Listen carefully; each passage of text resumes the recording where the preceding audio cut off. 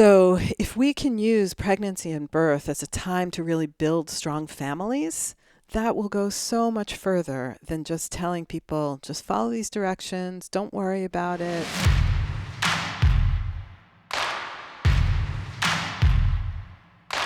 This is Joel from the Hack Life. I'm here with Sue Baelan, who is a midwife and the originator of Sacred Body Midwifery. Midwifery. Right? Did I say that right? Midwifery. Sue has been a midwife for over 15 years, and one of the reasons why I wanted to interview you is that you were our midwife for our second child, Tadeo, and one of the amazing experiences for me, I think, in perspective-wise, is that I got to have two different births. So I got to have a birth at a hospital, and then I got to have a birth with you.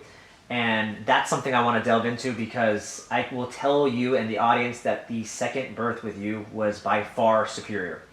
It was by far a better experience, and that's why I wanted to have you on. So welcome to the show. Thank you.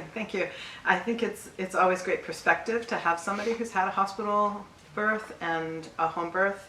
And to be completely fair, second births are often easier no matter where they take place. But a lot of the things that happen in home births just don't happen in the hospital. And there's a level of relaxation and security and it's people have talked about it as being more blissful. So That's a perfect word. Yeah. Yay.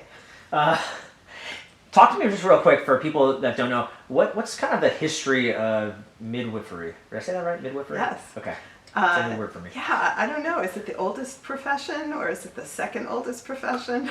So clearly we've been having babies for 4 million years, and we are a culture that thrives in being in village and a very social culture. So I feel like women have always had other women around to help them birth. And somewhere along the line, things got a little messed up. It was probably 150 years ago. There was a big campaign from the American Medical Association to do away with the culture of midwives, and it was a purely economic decision. In fact, when childbirth first moved from the home to the hospital, they didn't really know about germ theory at that point. So the doctors would be learning about anatomy on cadavers and then coming upstairs to help women have their babies. And the rates of infection were huge. Wow. So people were terrified to go to the hospital. And we appreciate that we know things like germ theory now, though I believe that many cultures knew about antibiotic herbs or antibacterial herbs, and that there was a knowledge that you would never connect a dead body with a live body, that you lose when you put things in silos and take it away from a more holistic experience. So anyway, so the beginning of hospital birth was not so great in our culture, and just over the years you could see how things changed. And Call the Midwife is a British series on PBS that really showed the beginning of national health care in the United Kingdom after World War II. And you could see the births that were happening right at the end of the war were all home-based. And then as national health care got bigger, all of the births started to move to birth centers and laying in hospitals, and you can just see how it became more efficient for the healthcare system to have it centralized. But that doesn't mean that that's where it's the best. I think we've lost a lot. Part of my concern about hospital birth is that everybody, to keep people safe, you have to treat people with very strict standards and protocols, and those don't always serve the individual. So it also is a place where people are not encouraged to take full responsibility for themselves and their care, and they're not our system doesn't build in enough time. My visits with you guys, it was an hour and a half, and you had already had a baby, so you knew half of what was going on, or more than half. But we still had things to talk about, and so much of what I think is important in midwifery is building that relationship and building up trust and getting to know people, and having all of that help leading up to birth, for the actual birth, and then in the postpartum as well. And in our current system, very few people know who's going to attend their birth. They see a whole separate set of people for their prenatals. They see whoever is on call for the birth, and then they don't really even get to see people postpartum. They get discharged from the hospital after a couple of days, and they get told to come back to the pediatrician's office, come back to the OB's office at 6 weeks, and there's a lot of stuff that happens in between. So one of the things you said that I heard you say that I want to ask you, it sounds like a lot in the hospitals is like there's almost like this lack of just human connection. It sounds almost like in hospitals, it just sounds very almost regimented, very like work-like. It's like a factory, right? You come in and you go, and then all right, we got to ship you and we get you out of here. Yeah. Whereas midwifery just seems more, we're really bringing back the human connection. We're really bringing back what it is. And a birth is, I never thought of it until afterwards. And then even speaking with someone like you is just really just how like magical it is. And it's a miracle. And I know, I love births are everyday miracles. So I think, the hospitals are filled with really kind, wonderful people. And they would probably love for every one of their births to have that human connection, but it's really hard. Yeah. And when you don't know somebody and you see them for the first time in a difficult situation, labor is intense, and we're not meant to be moving around during labor. We're meant to be in the cave, in the back, where we feel protected. And so moving into a building with bright lights where lots of paperwork is the first thing that needs to be done. And it's just hard. It's going against everything. There's a saying that the best place to birth your baby is in the same environment where you made your baby. Oh, wow. And there's actually some European little commercial that has a couple in a labor room trying to have sex, and people are coming in to check blood pressure and their heart rate and all this other stuff. It's like it's just a crazy situation. Yeah, there's nothing organic or sexy about a hospital room that's just sterile and, like you said, the lights. And there's nothing about there's nothing organic about the process that we've created by moving it to this other room in this other building. So. Yeah, so I want to share, my experience in the hospital. I remember for my first child, it was, I think, 3 a.m. My wife wakes me up, hey, we got this. And just thinking back to it, it's like a lot of, you feel like rush, like, oh, okay, I got to get up. I got to go to the hospital. And then now you're going, and it's like this rush feeling, almost a little bit of panic. Of course, this is my first child, so I am a little bit scared, and, I don't know what's going to, it's the unknown. So I don't know. And then I remember getting there, like you said, all this paperwork you're filling out. We get into the hospital room, and, they want her to sit down or whatever.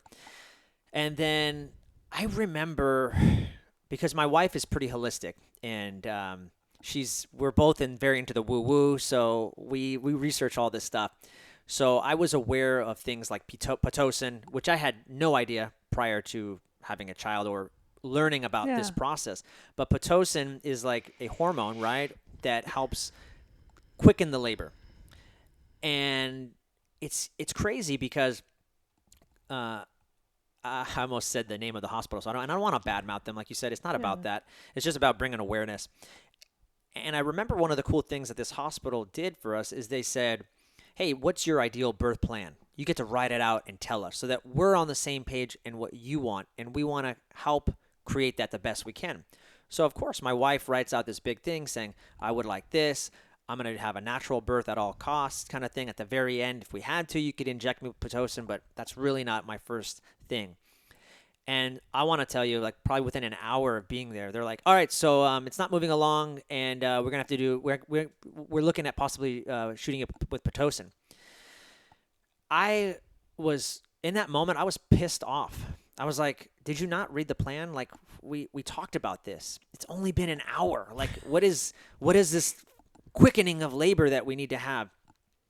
The other thing on that is, as a husband, I realize I need to be a supporter or an advocate for my wife because, and you probably know this, when when they're going when they're in birth, when that process is happening, their mind's probably not working too well. So Well, very it's working easy. really well. It's just doing other things. Right. It's multitasking, doing a lot of other things. It doesn't have the capacity to hear somebody say, "Hey, we're going to inject you with pitocin." Right. And I could see a lot of women just succumb to that because they don't even know, and they're just like, I guess, or even they feel like maybe I'm failing. Yeah. Maybe I'm not doing a good enough job. Yeah, I think there are lots of ways that we undermine ourselves. From the very beginning, all our media images have people, the water opens or the amniotic fluid releases and labor starts really forcefully. They have to get to the hospital. They have the baby before the episode is over within an hour. And that is so not what real life looks like. Also, I feel like I remember when we first were talking and you guys were telling me about your hospital experience, you really, I feel like you got thrown into this role of protector, Yeah. which is kind of a natural role for you anyway and for many partners. But what that does is it really removes you from your own experience. So now you're busy like putting up walls or making sure that your wife doesn't suffer from things that she doesn't want.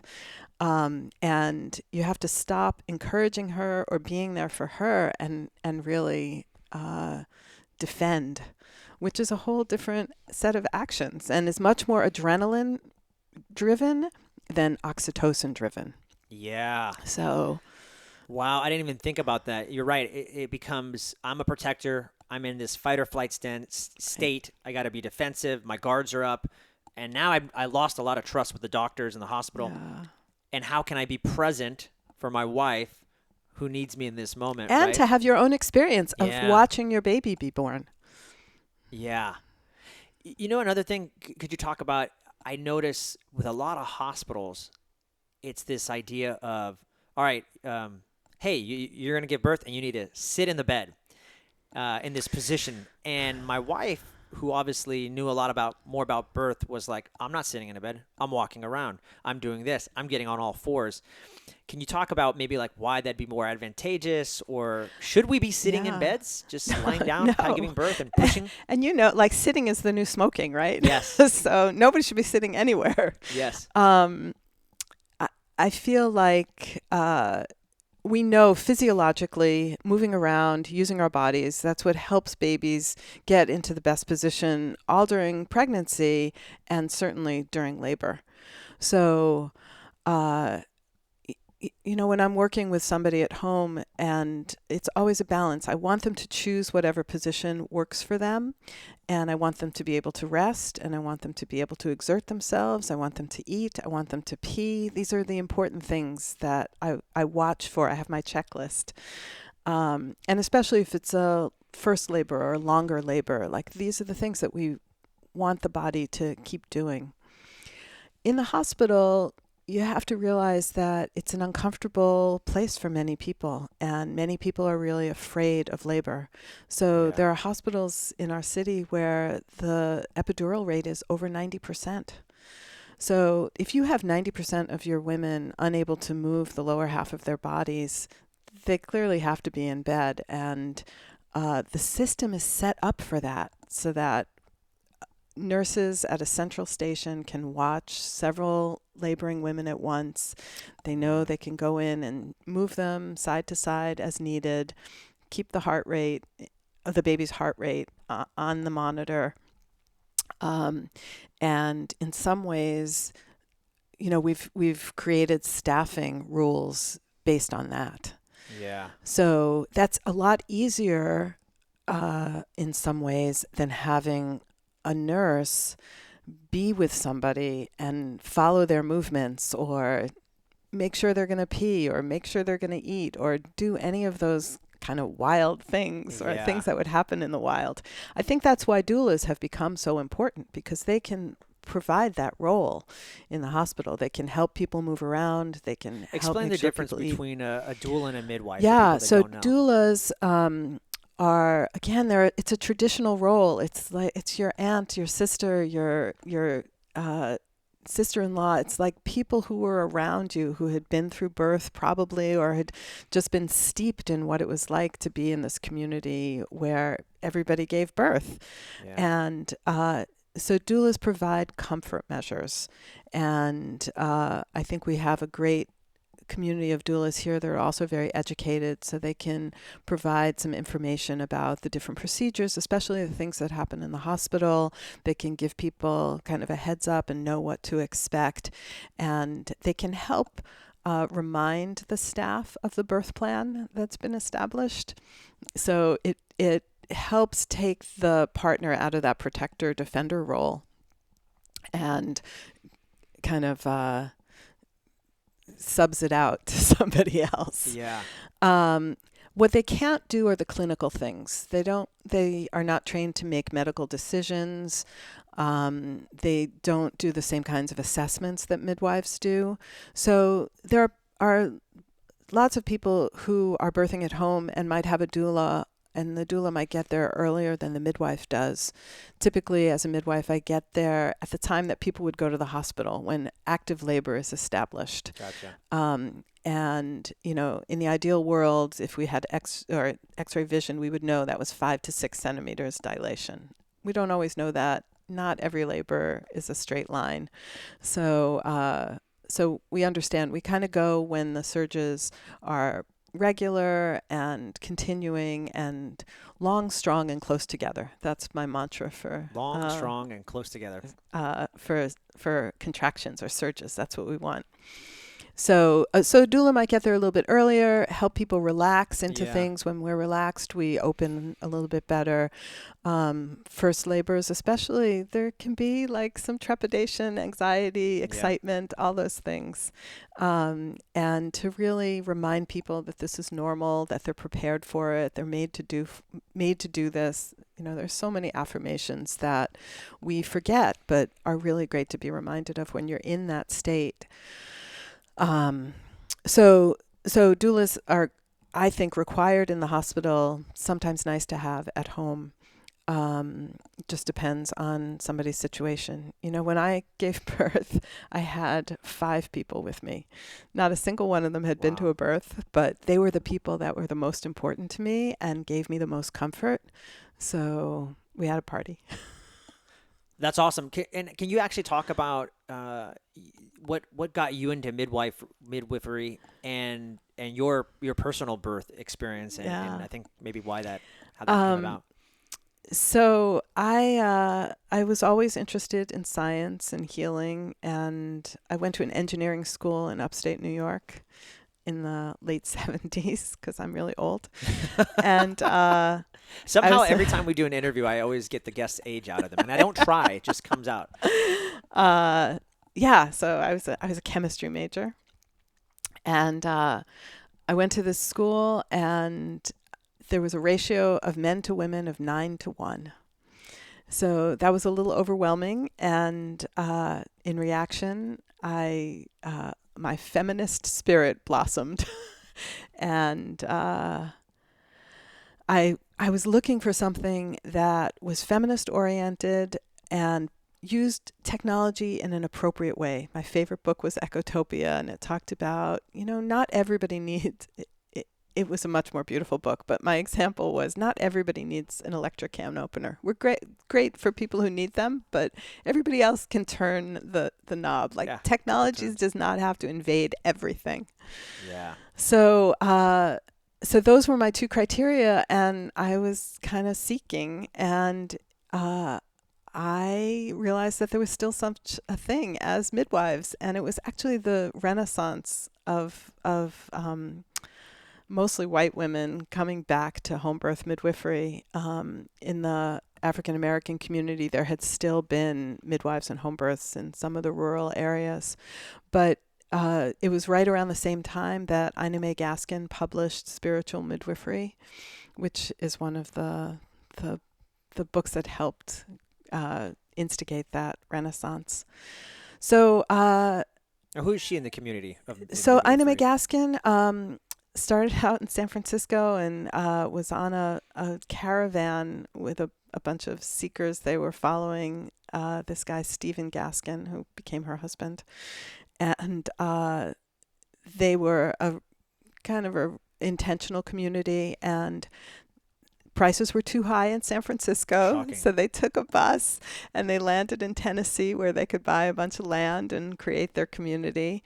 And lo and behold, along the way, people got pregnant and needed to have their babies. Holy cow. So some of the women on the bus trained as best they could or attended these births. And when they got to Tennessee, they realized that this was a beautiful thing. And there were some doctors around that helped them really train and learn the medical side of things. And Yeah. and the farm became famous for helping people have natural births. Wow. And Ina May Gaskin is a beautiful author, and she wrote Spiritual Midwifery in the late 70s. She wrote Ina May Gaskin's Guide to Childbirth, I think in the 80s. She's written a few other books too. So the farm has been an incredibly important place for midwives and training. And so that was since one of the then. books that influenced you. Exactly. And kind of jettisoned you Yeah. into this career. Yeah. So it was the late 70s. I knew I wanted to be a midwife when I grew up.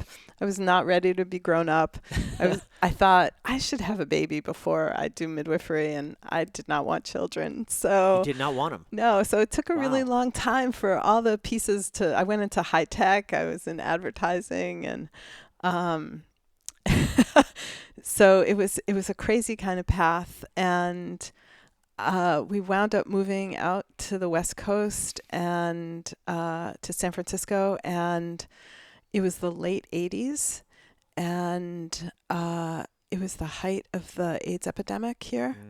And I started working for the Names Project, who are the people that did the AIDS Memorial Quilt. And I turned 30. And suddenly, and I had a whole bunch of friends that were dying, and Wow. suddenly I needed a baby more than I needed air to breathe.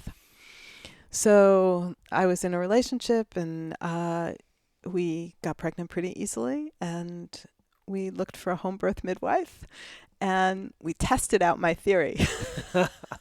And we had a beautiful experience. It was perfect. It was lovely, and it was everything we wanted it to be. And we're sitting in the room where I gave birth, so it's a Wow. little trippy. It looked different then. But I knew that I was doing the right thing, but I had a small child and a full-time job, and I was just trying to figure out things. So I decided it would be my 10-year plan that I would become a midwife from the inside out. And it was great. My midwife started a study group that I would go to on Thursday nights with my little one, and I did that for years, and then I did other classes, and finally, in 2001, I became a full-time apprentice. And so most of my learning was through home birth experience. In 1993, the year my daughter was born, California also established state licensing for midwives, for home birth midwives, which was a huge thing. And one of the requirements was the equivalent of a 3-year post-secondary educational program. So my midwife happened to start a school that was, validated by the Department of Education. And so I did that, and it was How like people were just putting rose petals down on the path for me to follow. So midwifery school is a 3-year commitment or so? yeah, or? it's the equivalent of a 3-year program. Some people take longer, some people take shorter. A lot of them are distance learning programs because there's just not the critical mass in one place. But there are some places that require in-person educational stints, so that people might go up for a weekend or a week every so often. There's a program up in Seattle at Bastyr University. It's gotten a little more formalized since '93. Yeah. So anyway, so I started my apprenticeship in 2001. I started my practice in 2005. And it's a really amazing thing to feel like, oh, I found my purpose, and that's what I'm doing. And the rewards are huge. And it's not that there are no challenges, but they feel like they're worthwhile or reinforcing, or Paulo Coelho in The Alchemist, he talks about beginner's luck as when everything just falls into place. That's what I felt like midwifery was for me. And that's the universe saying, you're on the right path. And then he talks about the challenges and the rocky path that comes next. And that's the universe saying, if you want this, you got to work for it. So I think midwifery is a perfect example of that. I love that story. I was just connecting with somebody the other day. We were talking about purpose and losing some of that purpose and looking for that. And I just love the way you talk about in your own internal conversation of dealing with like, well, maybe I should go into a career in economics or this like business because that, and I fell into that trap too. Like I should get a job from 8 to 5 because that's what everybody does. But then in the back of your mind, in the back of your heart, you knew that there was something else calling you. And I just like, for you, the turning point was 30 where you said, I'm going to do this. And you embarked on it. And like you said, it's amazing when you create this abundance and this vibration in the world, this energy that you exude. You said rose petals are being just, it felt that way. Yeah. And I can totally empathize with that. And I think more people need to understand that when you start, there's something about energy and thoughts and motion and going forward that when you start putting that energy out there, good things manifest. Yeah. And I really like that. Thank you for sharing that. Yeah, thank you. Anything, one of the other things that you said that I really love and I always remember about you, and it really just released any fear or anything I had going into the second birth, because there's just always some kind of fear of just, it's the unknown, right? But one of the things that you said that really just dropped my guards and made me feel great about the experience and good about you was you said, Joel, women have been doing this for 4 million years. This is nothing new. We've made it seem like it's new by putting it in a hospital and you need epidurals and we need to sit you this certain way and Pitocin. And our lives are more complicated. We're not quite as in touch with nature as we used to be. So Right. And for me, that was just the ultimate. Yeah, you're right. It changed my paradigm of how I looked at the world and how I saw birth. And I'm like, yeah, and of course, you're absolutely right. This is gonna be fine. We're meant to do this. We're meant to do this. Yes. And there's one of the things that really emphasized that for me was there's a book called The Female Brain, and she talks about growing up and adolescence and all the things that we do. And so much of what we do is driven by that need to procreate. So like we have all these mating rituals and we like, there are all these things we do to get the best mate out there. And we want the best mate so we can make the best children so that we can propagate the species in the best way. And I know that consciously none of us are thinking about that, but that's what all our hormones are driving us towards. That's what a lot of the social fabric that we've created is driving us towards. So, and that was my own experience that, my head wasn't ready for children for a long time. I understood that. It's not that I never pictured myself as a mom. It's just there was a lot of other stuff going on that was really juicy. And, but man, those hormones hit and it was, in the old Star Trek, when Spock has to procreate, it's the call to Vulcan, and it's like, that's what it was. I don't know that reference, but I hope there's some Trekkie people out there that know exactly what you're talking about. We're dropping Star Trek knowledge on the show. This is awesome. So, one of the things that you said again is that we've meant to do that. We've been meant to do this. Is there anything about midwives that you could say, like, what's the biggest difference between, I guess, midwives and like nurses or doctors? Because obviously you just said that you go through a 3-year program, then there's apprenticeship. For people that don't know anything about midwifery, or they're still like, yeah, well, you're not a doctor, there can be Yeah. some bias towards Definitely. them. Definitely. What And we would you know tell that, people with that bias? So, my job is not to convince people to have a home birth. The best place to have a birth is where you feel the safest. Yeah. But certainly for me, I felt safer at home than I was going to in the hospital. And, it's we are just in a funky state. Like, there are doctors out there who have gone through all their medical school training and residency, and they almost never see a natural birth. Wow. So I've been in a hospital room where people came in just to see a natural birth, and it's crazy. So how Yeah, that is how crazy. can we depend on people who have so little firsthand knowledge of what undisturbed birth looks like? And just like that, you just think about it, like doctors have their own bias. If they haven't seen a Yeah. natural birth, then it's like, of course, they're going into their own bias, Right. good or bad. It's just that's what it is. And also, we see the hospital is the place where it's appropriate. If we need help, that's where we get to push things along. So I was with somebody she dilated beautifully. She had a really hard time with second stage, which is the pushing part. And we did everything we could at home, and she started to get tired, and the surges spaced out. Like, that's an appropriate time to use Pitocin. So we went to the hospital, and she got a little bit of Pitocin, and she was able to push out her baby, and it was beautiful. Yeah. But it's the kind of thing where I was with somebody else, and she was having much more trouble dilating, and we went to the hospital and we got Pitocin, and the baby didn't like it. Like, the baby at interesting. home had been protecting itself and had been spacing out the surges, and knew that it couldn't do, if it was going to be born at home like that, it was going to take a long time, like days and days and days. And sometimes that's not safe, and sometimes that's not desirable in many ways. So we're happy to have the help of the hospital when we need it. Right. They used Pitocin, which can be have a strong effect on the baby. The baby did not like it, and the heart rate went down, and they had to move to a C-section.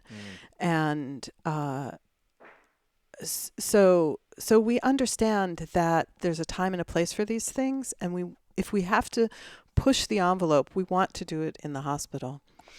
At the same time, what that means is that the people who work in the hospital, they see all the bad things.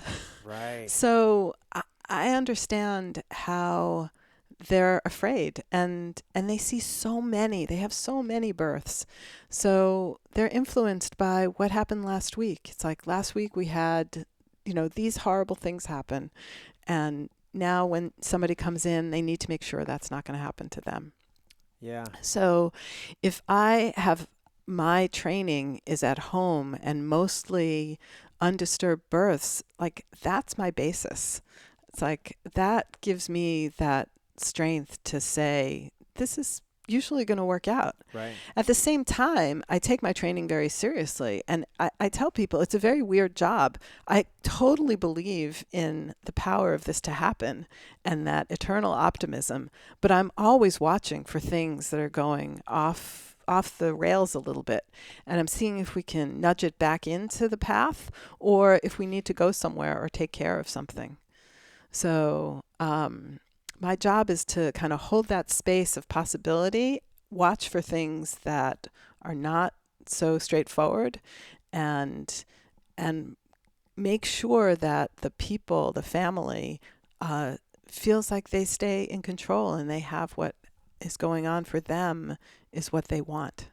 Yeah. So, for our second birth, when we were lucky enough to have you as our midwife, yeah, it was a completely different experience. One of the things you say is just being like, you feel comfortable. You're at home.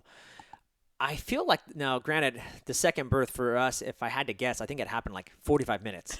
I remember I was walking out of the house, and my wife doesn't see. I have my other son, Roque, with me, so he's like 3 or something. So there's a park nearby. We're going to walk down to the park, just our normal kind of thing. And I see my wife. She doesn't tell me anything. She's putting a car seat in the car, which probably should have been my FBI clue that something's happening. But I see her putting a car seat in our car, and she's kind of like holding on to it and just kind of like breathing. And but doesn't say anything, like nothing like, "Hey Joel, like just FY, like this is going on." I asked her. I said, "Everything good?" Like, I think we were maybe a week early or something, so I wasn't too. I wasn't too raised up. And she said, yeah, whatever, just breathing and just, I don't think she knew what she was saying. She ignored me probably and just brushed me off. Yeah, go to the park, whatever. I go to the park. I'm there for like 15 minutes. She says, "Joel, get home." Okay, so now I rush back. But the experience, even though maybe from total time from that text to the actual birth was only 45 minutes or something, it was just so much more relaxing. I didn't feel the panic of having to go and get stuff. And then I do remember when you showed up, my mind is, I'm going a mile a minute too, like just like trying to be there for her. And what do you need? What are we doing? But I remember you just like laying down sheets and doing like just the things, the invisible things that you don't see, but you need to get done. And, man, it was amazing. It was just such a different experience. I really want people to get that. Like, I'm not trying to convince them either, but they need to know like just the relaxed state for my wife. How beautiful it can be. And by the way, I wanted to tell you this. I never got to tell you this. You totally tricked me for our birth. Okay. I remember we talked about this. You said, "Joel, do you want to catch the baby?" And I said, "Nope." I said, "Absolutely not." And it was my own fear, my own trepidation, my own, I can't do that. I don't know how, I don't want to, like, I'll hurt the baby. Those are my own internal dialogue, right? So you said, "Okay, fine. Like, that's your problem." When it was happening, you said, "Joel, put your hands out." I'm like, I couldn't tell you no. I couldn't be like, "No, Sue, like, this is your job." Sorry. And you said, "Put your hand, Joel, like, do this, put your hands out." You just started kind of guiding me. And I did. And of course it was successful. And I'm getting kind of choked up thinking about this, but although I want to give you crap for it, I can't thank you enough for telling me to do that, because it's such a powerful moment as a father or as any parent, I think. Yeah. Well, most likely a father, but to catch moms too, right? Yeah. To catch their own kid. And God, like you said, it was blissful. So I'm so glad. I apologize for not following your birth plan. But and I have had people say, no, I'm not going to do that. Yeah. Even in the moment. But did you do that on purpose to me, though? Or did you remember that conversation? Did you know that you had done that, or? I don't know. It just seemed, there's a midwife who works in the hospital who is quoted as telling somebody, she asked a dad, "Do you want to catch the baby?" And he said, no. And she said, "Oh, you'll be so sorry if you say no." Yeah. So, but for me, a lot of it is just circumstantial. It's like, what's the universe presenting here? Yes. It's like a lot of times the laboring person is like really holding on to their partner. So the partner's not in a position where they can help receive the baby. Right. But that's not what was going on. Yeah. No, I was in a good position. Yeah. I was in a good position to catch. So that worked out well. Yeah. Any memorable births that you can have that were like just super memorable, or just an experience? I don't know. I don't know what sticks out in your mind the most. Everyone is really amazing.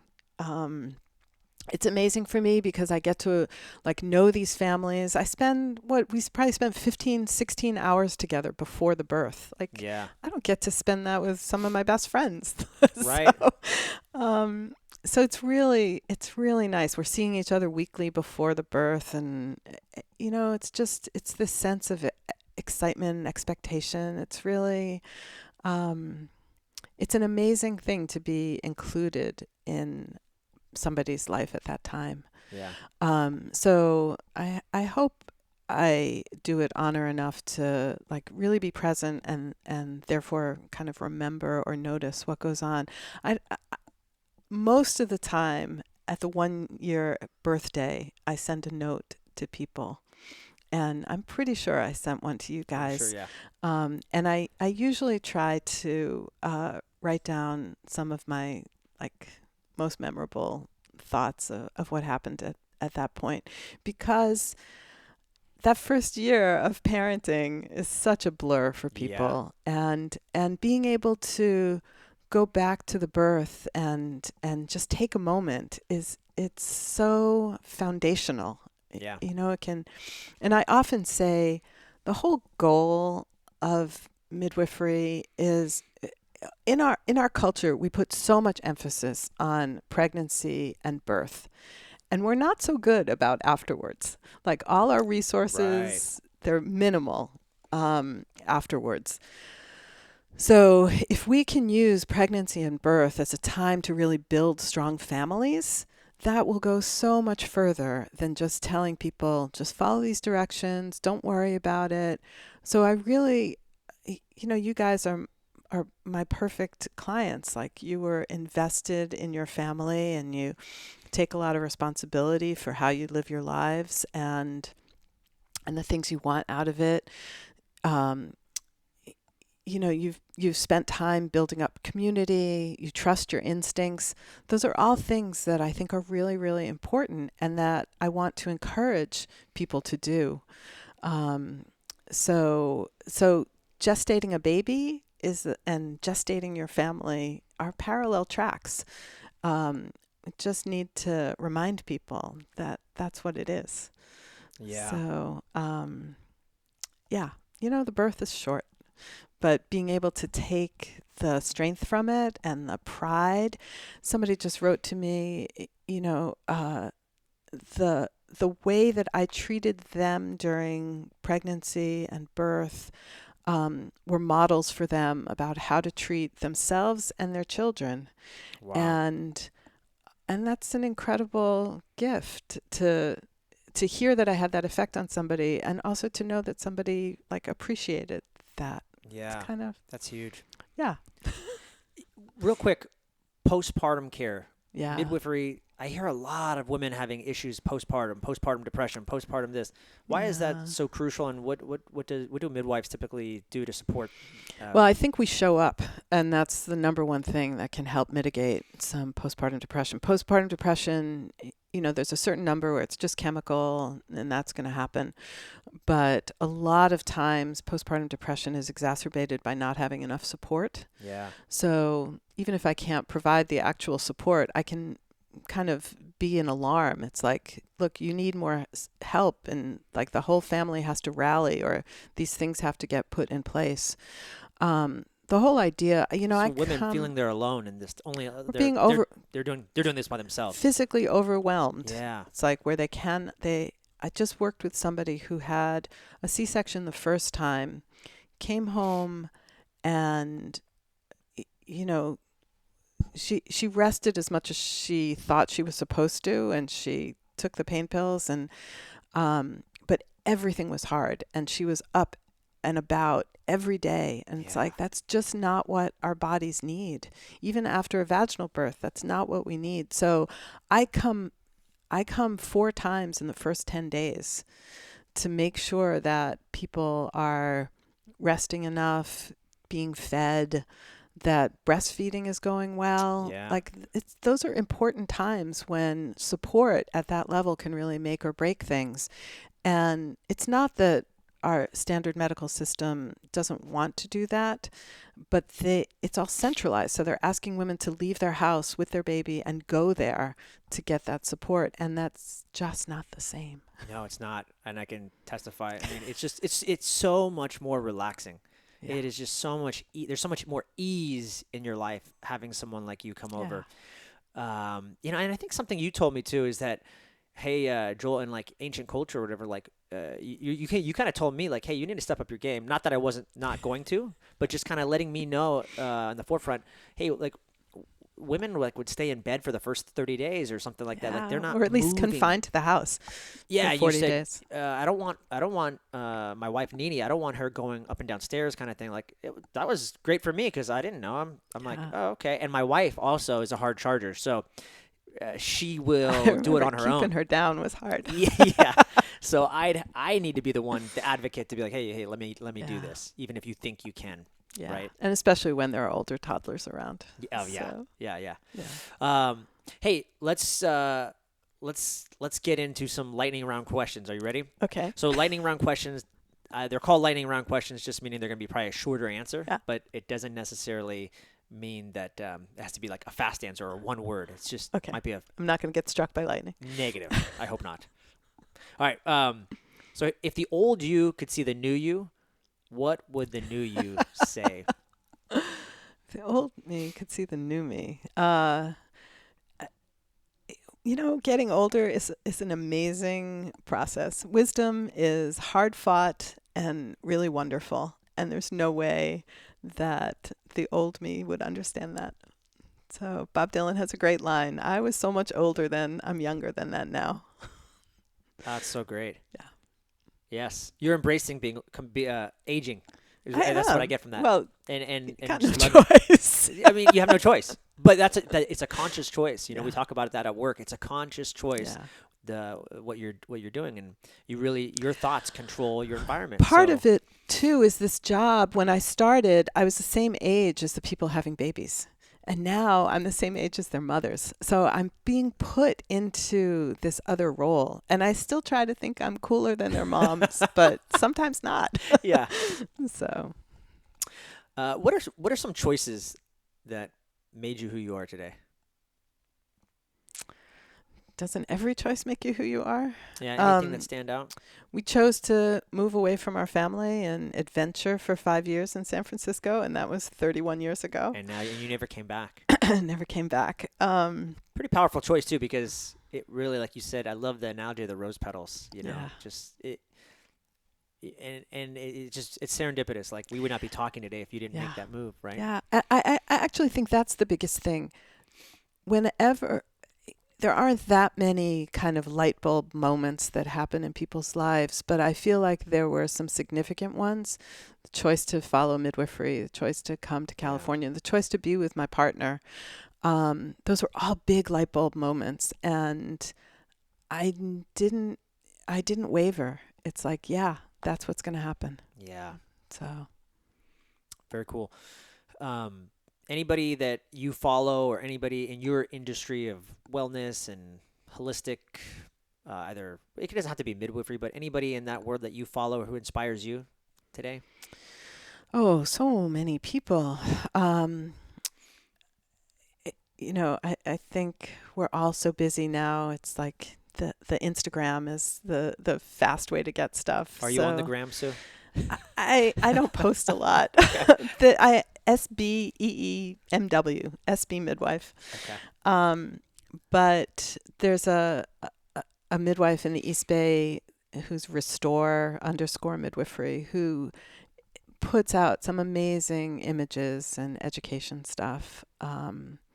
So I think that's great. There's a Doing It at Home podcast out of Atlanta. They're I think they're both coaches, and they had their own baby at home, and they do a ton of interviews with people. Yeah. So, I'm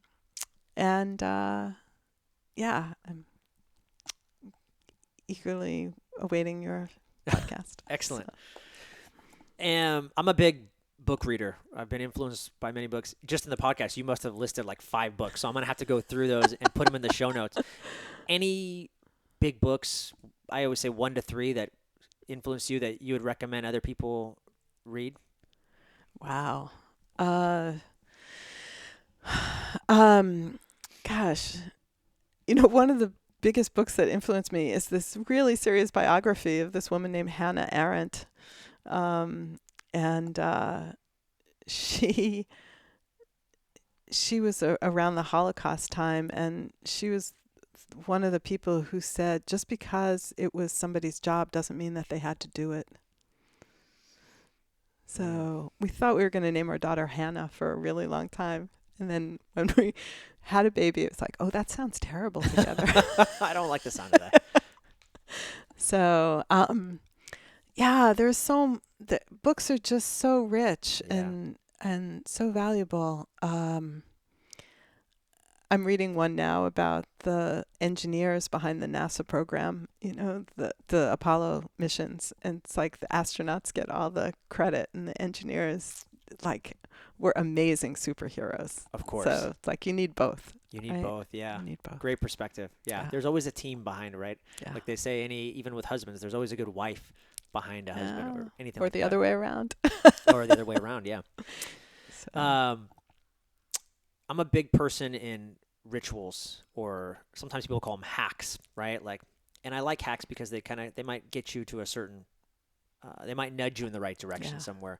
But at the end of the day, I'm all about mastery. But are there any rituals or daily practices that you do, like gratitude journaling or something for you that's just a huge game changer and you wish everyone would do this? I am also big into rituals, and my life is very routinized, partly because my job is so crazy. I can get called away at any time. So I really take solace in my rituals. My relationship with my sweetie, when we broke our rituals, that's when we had the hardest time. So it's like as simple Totally as we used to walk to a cafe every Saturday. The cafe closed, and our relationship fell apart until he realized that's what happened. Yeah. So I take my yoga practice very seriously, and I really think that that is salvation for me in a lot of ways. And at the end of every practice, there's definitely a moment of gratitude. And I think flossing your teeth is really important. It is. It is very important. People should be, I'm sure people that don't do that. Why? I get such good joy out of it myself. Last but not least, where can people find you if they want to learn more about you? Yeah, I'm happy to answer questions about midwifery and home birth. Even if people don't live in the Bay Area, I work in San Francisco. SacredBodyMidwifery.com is the best way to reach me. Awesome. And then on Instagram, can you say your handle again? SBEE Midwife is SBEEMW. Awesome. So it's SB Midwife. Thank you so much, Sue, for being on the Thank show. you. The great Sue Baelan.